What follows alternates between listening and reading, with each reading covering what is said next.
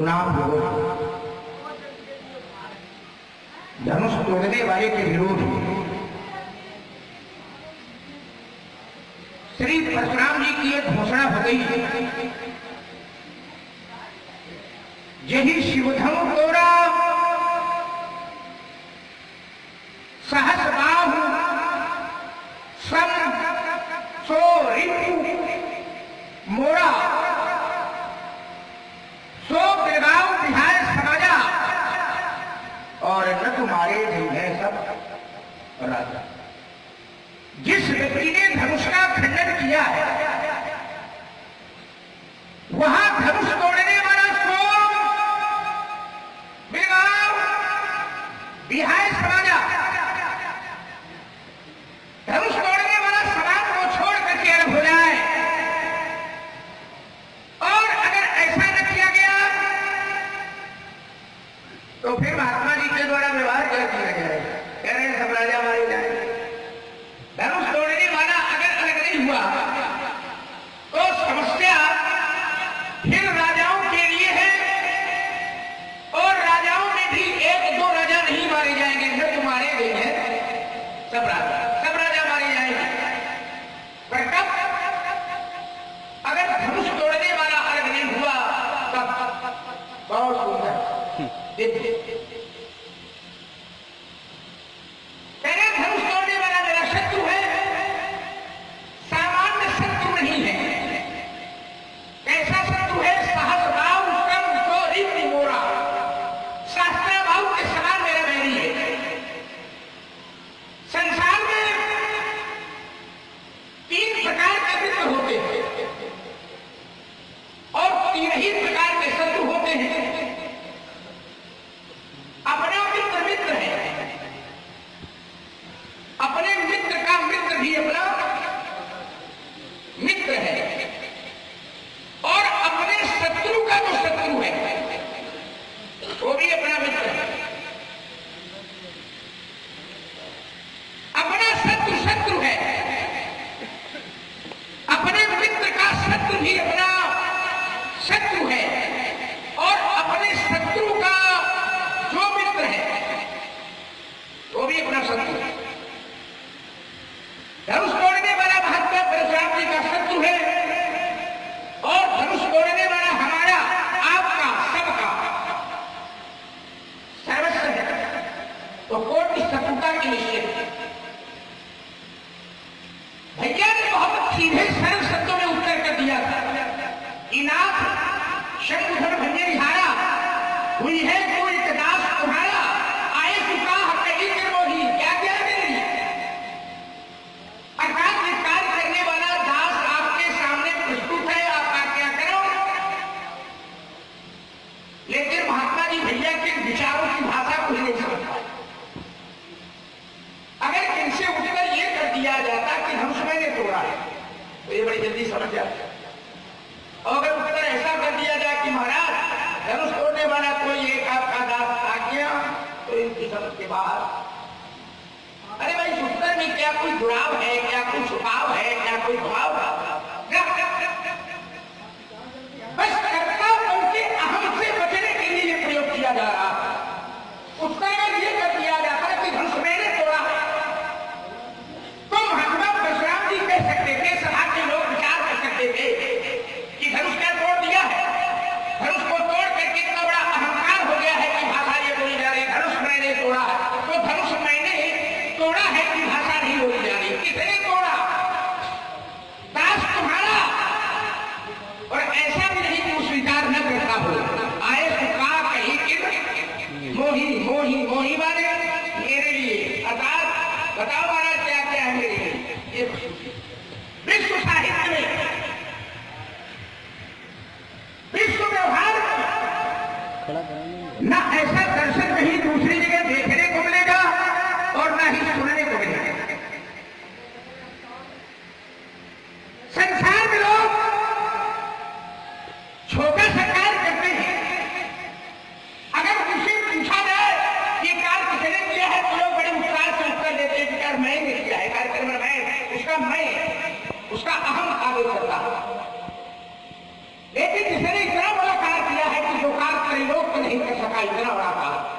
जिसने इतना बड़ा कार्य किया है, इतना बड़ा कार्य करने के बाद भी वहां भाषा में की नहीं बोली जा रही, नहीं कहा जा रहा कि धनुष मैंने तोड़ा है। किसने? दास तुम्हारा, आपका दास। संसार में लोग छोटा सा कार्य करते हैं तो अपने को बड़ा मानते हैं, दूसरे को छोटा मानते हैं, अपने को स्वामी मानते हैं, दूसरे को सेवक मानते हैं। लेकिन जिसने इतना बड़ा कार्य किया है, इतना बड़ा कार्य करने के बाद जी वो अपने आप को बड़े के रूप में प्रस्तुत नहीं करता है, अपने को छोटे के रूप में। इतना बड़ा कार्य करने के बाद वह अपने आप को स्वामी के रूप में स्थापित नहीं करता है, दास के रूप में स्थापित करता है। तो विचार कीजिए, ऐसा दर्शन कहीं दूसरी जगह देखने सुनने को मिलेगा? नहीं मिलेगा। क्या समर्पण का इससे अच्छा भाव और कहीं दूसरी जगह देखने को मिलेगा? नहीं मिलेगा।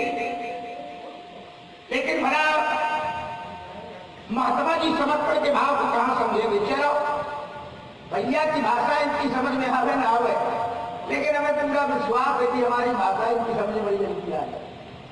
बहुत आइए, एक दार्शनिक चिंतन है। भाव मोह को जीता न्याय ने, न्याय को जीता लोभ ने, लोभ को जीता दान ने, दान को जीता अहंकार ने। अब जिस अहंकार को जीत सके, संसार का सबसे बड़ा विजेता बना। मोह का प्रतीक है रावण और न्याय का प्रतीक होता है राजा। कार्तवीर अर्जुन ने, राजा ने, न्याय ने मोह पर विजय प्राप्त कर ली, रावण को जीत लिया। लेकिन न्याय पर विजय हो गई लोभ की। राजा के हृदय में लोभ आ गया कि गाय उसको मिल जाए। और लोभ को जीता जा सकता है, संसार का केवल एक अस्त्र है। लोभ की वृत्ति पर अगर विजय प्राप्त करनी है तो लोभ को कैसे जीता जा सकता है? एक संसार का साधन है, एक अस्त्र है, दान। अगर लोभ को जीतना है तो दान देने की वृत्ति प्रवृत्ति आ जाए, लोभ अपने आप समाप्त हो जाएगा। तो लोभ को जीता जा सकता है केवल दान से। और जिस समय आध्यात्मिक स्वरूप अस्त्र शस्त्रों का बनाया गया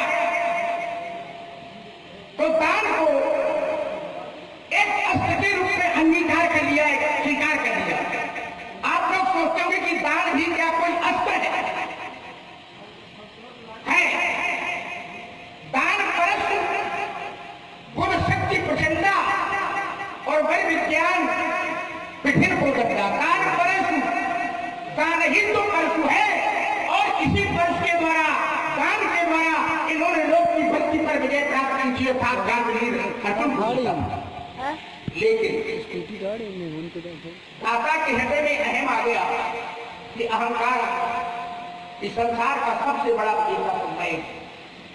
तो जो इस मैं को जीत सके, उस अहंकार को जीत सके, संसार का सबसे बड़ा विजेता। तो महात्मा जी प्रणाम। और कुशल मंगल है सर? मैं क्यों पूछ रहा हूं कि कुशल और मंगल है? पहला प्रश्न है कुशल और दूसरा है मंगल।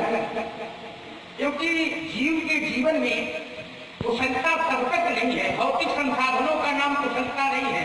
बहुत अधिक संपत्ति हो जाए इसका नाम कुशलता नहीं है।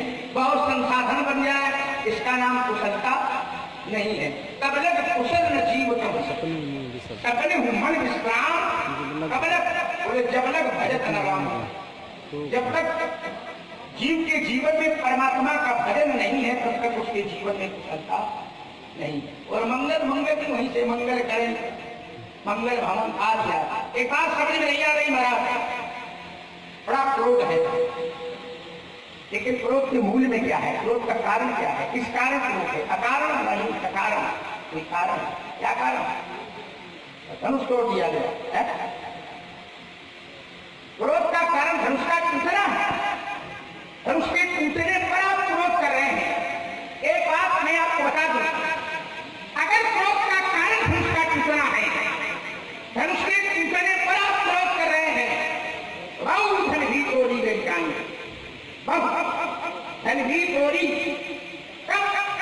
लड़काई कब होना श्रेष्ठ किल बोला महाराज महाराज मैंने बाल्यावस्था में बहुत सी घड़ियां तोड़ी थी, जब बहुत तोड़ी थी तब ऐसा क्रोध नहीं था, क्रोध था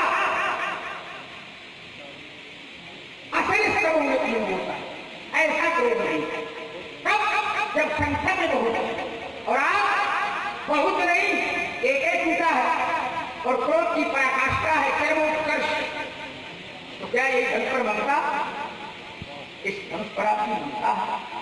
और अगर ममता है, अगर ममत्व है तो कैसे हेतु, इसका हेतु, इसका कारण क्या है? इस बात प्रातः स्मरणी महामना श्रद्धे आदरणीय हम जानना चाहते हैं कि यही धन पर ममता यही क्या है। लक्ष्मण जी ने बहुत अच्छी बात की। आपने कहा कि परशुराम जी संसार में 3 प्रकार के विष होते हैं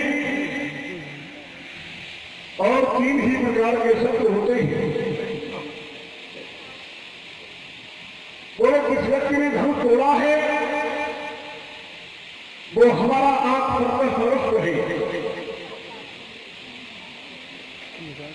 जिस व्यक्ति ने धनुष तोड़ा है लक्ष्मण जी का कहना है कि वो हमारा सर्वस्व है।